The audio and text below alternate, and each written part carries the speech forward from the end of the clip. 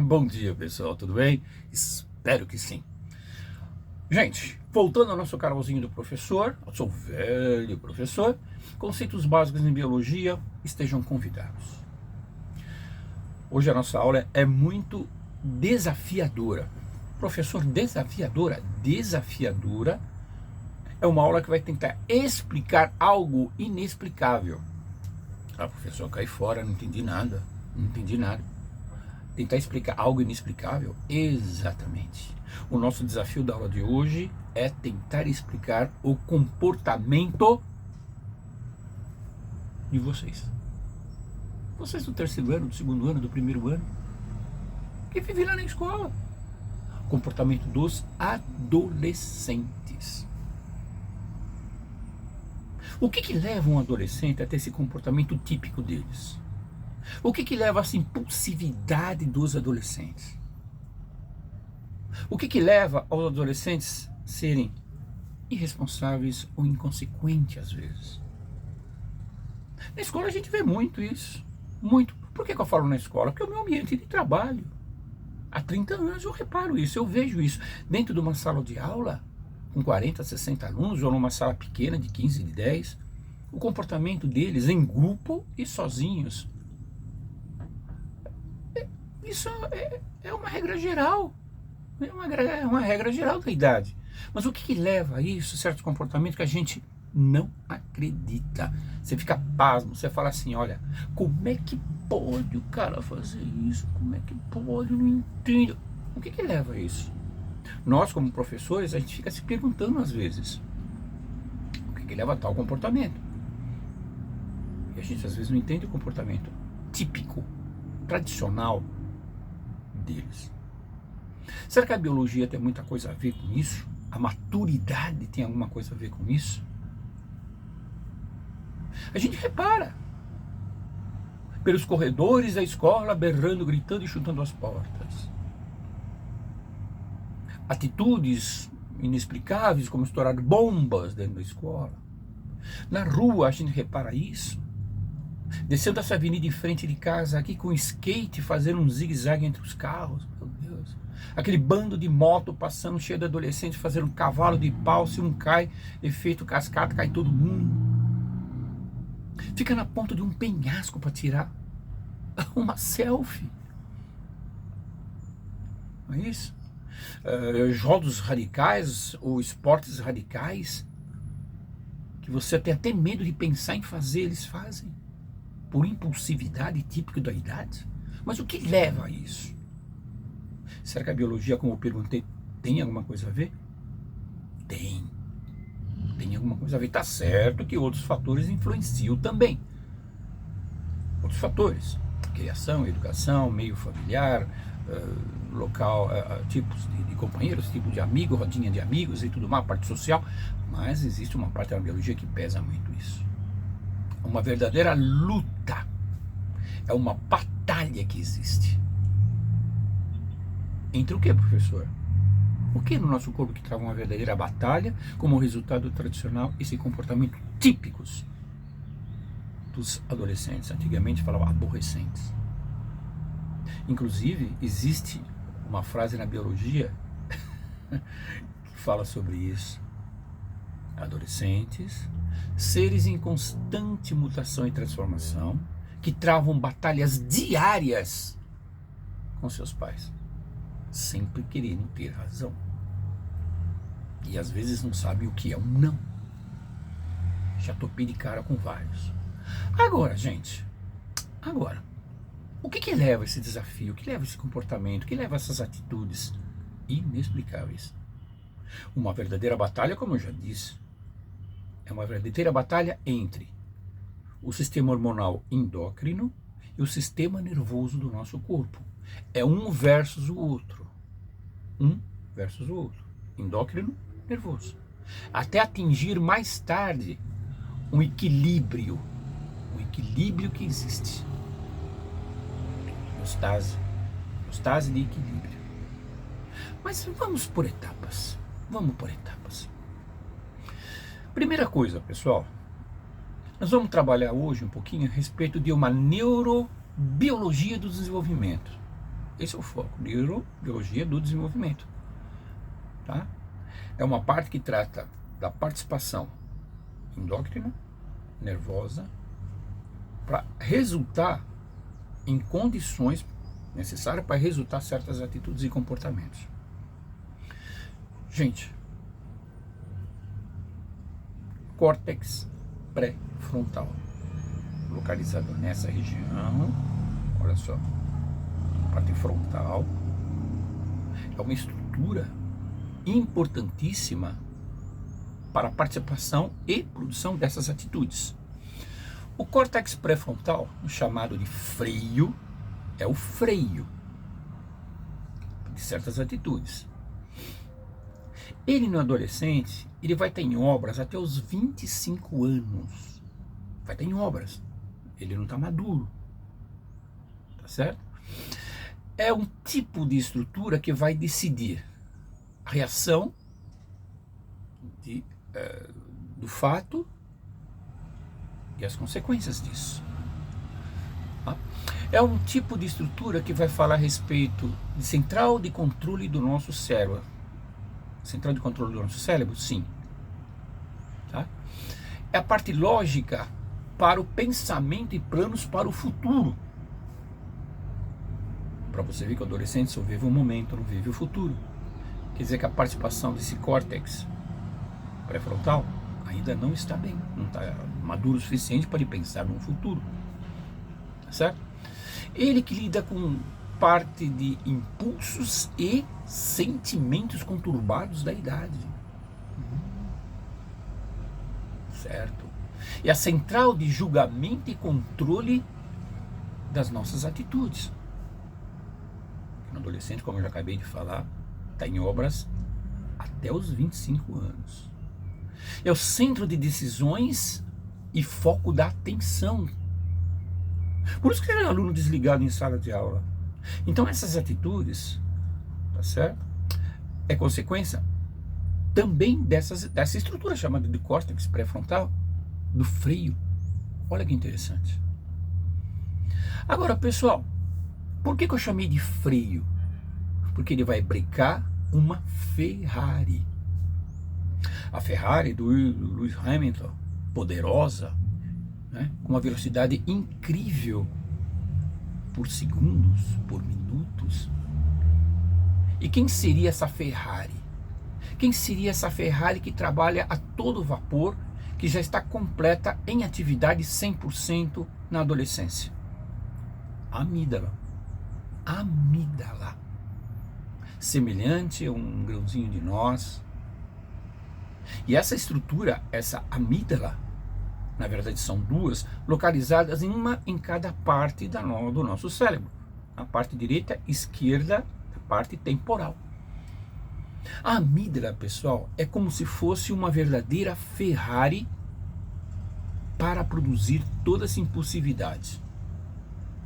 E vamos fazer uma analogia.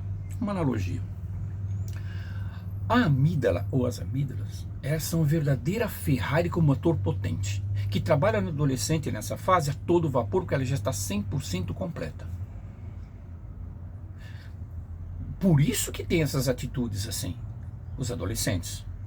Jogos radicais, jogos perigosos, atitudes perigosas que podem levar à morte, a consequências terríveis, ele e aos outros. É muita produção. Tá certo? No esquema mais tarde vocês vão ver que a amígdala tem uma participação muito grande nessas atitudes, porque elas já estão funcionando a 100% numa cabeça de adolescente. Então a amígdala é a Ferrari. E para frear uma Ferrari precisa de um freio bom. Só que o freio, como eu já acabei de falar para vocês, ele fica bom, vai ficar constituído de forma completa e atuante depois dos 25 anos de idade, que é o córtex pré-frontal. Ele funciona mais ou menos assim, o córtex. Calma, não haja dessa maneira, pense antes de falar, reflita bem, não faça isso. Esse é o freio da Ferrari.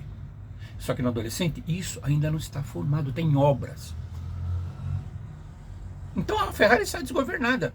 É como se uma Ferrari fosse freada, brecada, com freio de quê? Com freio de bicicleta. Olha só, é isso. Não é verdade? É isso mesmo. Gente, vamos nos aprofundar mais um pouquinho. Acho que deu para entender, né? A gente não pode comparar o cérebro do adolescente com o cérebro de adulto.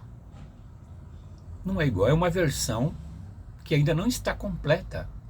O adulto é de formação tardia por causa dessa estrutura pré-frontal, do córtex pré-frontal, que leva a tudo isso. Agora, gente, a amígdala, ela obviamente já está formada nos hemisférios do nosso cérebro, tá certo? Ela é o centro emocional de uma luta do quê? De uma luta ou fuga deles. Ela mexe com o quê? Ela mexe com a impulsividade, mexe com o comportamento e tudo mais, funcionando, como eu já disse, 100% nessa idade. Na verdade, então ocorre isso. Então o cérebro do adolescente, a gente não pode falar que é igual ao cérebro do adulto numa versão menor, não. É diferente por causa da maturação dessas estruturas, né? Uma coisa interessante, pessoal, a amígdala, ou seja, as amígdalas, né? Como eu disse também já para vocês, parecem pequenas amêndoas, ela fica na parte profunda do lobo temporal. Aqui, perto do relógio biológico e de uma outra estrutura chamada de hipocampo. Tá bom? É o freio de bicicleta por enquanto. Tá certo? A amígdala não. A amígdala não é o freio de bicicleta. Quem é um freio de bicicleta seria então o córtex pré-frontal. Agora, gente, como é que existe o funcionamento de tudo isso? Como é que existe a fisiologia de tudo isso para produzir todos esses impulsos que o adolescente sente? Como disse, aquelas atitudes que a gente não pode acreditar que isso acontece. Que o professor fica do quê? De boca escancarada. Tá? A fisiologia é a seguinte: existem 3 estruturas que formam o eixo HPA. No vestibular eles exploram muito o eixo HPA. Mas professor, o que seria eixo HPA? HPA seriam as iniciais das estruturas. Por exemplo, o hipotálamo. Ele é hipotálamo. É uma região de conexão que se liga o sistema nervoso ao sistema endócrino. Tá certo? O hipotálamo. Pituitária, também chamada de hipófise.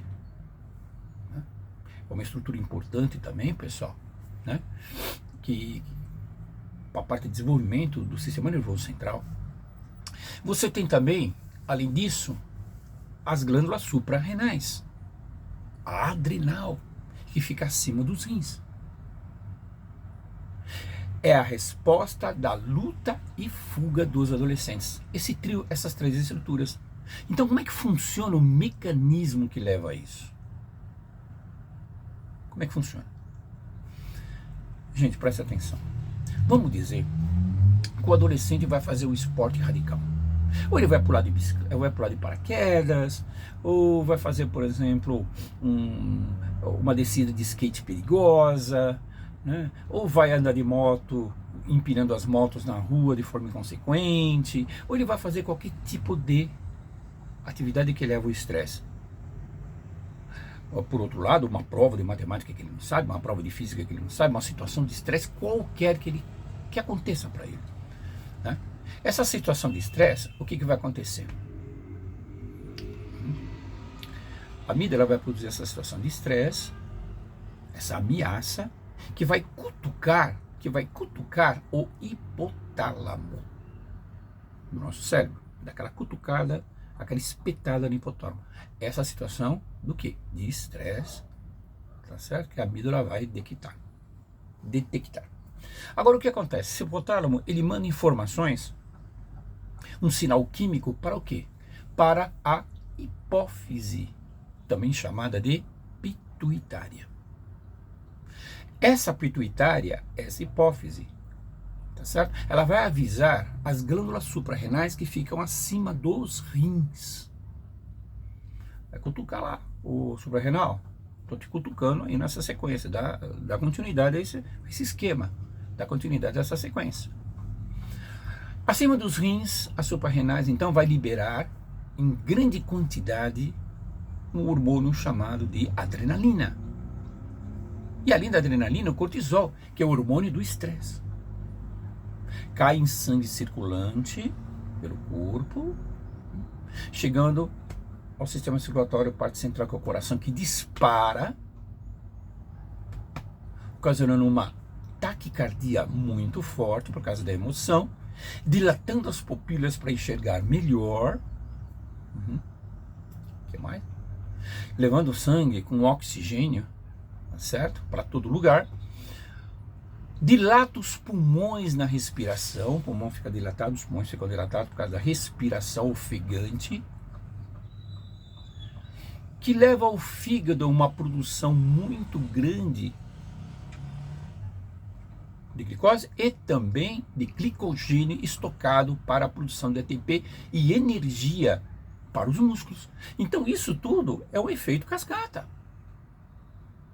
Efeito cascata a partir do quê? A partir de uma parte de estresse, a partir de uma emoção perigosa, a partir de um ato que leva a o início dessa sequência, efeito cascata, para produzir depois, no final, mais energia, levando aos músculos, tudo isso. Por isso que os adolescentes são inquietos. Por isso que eles fazem tudo isso. Por causa dessa sequência. Isso é algo que vem lá da pré-história nos nossos ancestrais. Que eles precisavam ficar atentos, que eles ficarem em alerta contra os seus predadores naquela época. O sinal de estresse, o sinal de perigo que leva a tudo isso. Ô professor, dá para o senhor falar novamente essa sequência para a gente entender direitinho? Claro, lógico. Então tudo começa, pessoal, olha lá, com uma atitude de estresse. Olha lá, um ponto de estresse qualquer. A amígdala, tá certo? Joga um ponto de estresse qualquer. Esse ponto de estresse pode ser essas atitudes que eles vão tomar com antecedência. Ou pular de paraquedas, ou andar de balão, ou correr na rua de forma absurdamente inacreditável. Ou uma atitude na escola, por exemplo, de abrir um extintor e começar a jogar tudo. A baderna nos corredores, o combinado para chutar as portas, atrapalhar a aula dos professores, ou soltar uma bomba dentro da escola, ou cortar o fio de eletricidade na escola para não ter aula. Olha quanta coisa. Na verdade, aquilo que passou no jornal, que inacreditável, colocar vidro dentro da garrafinha de água da professora, Deus me livre. Esse é o ponto de estresse. Esse ponto de estresse, então, essa ameaça, cutuca o hipotálamo. O hipotálamo dá uma cutucada, um sinal químico na hipófise, tá certo? Ou pituitária. A hipófise ou pituitária avisa de forma rápida as glândulas suprarrenais, que ficam em cima dos rins, ou adrenais, que vão liberar em grande quantidade o hormônio chamado adrenalina. Isso vai me soltar o cortisol, que seria o hormônio do estresse. Cai em sangue circulante, o sangue circulante passa por todo o corpo, dispara a parte cardio, a parte do coração dispara, taquicardia forte, mais oxigênio para o sangue, dilata os pulmões para melhor ventilação e respiração.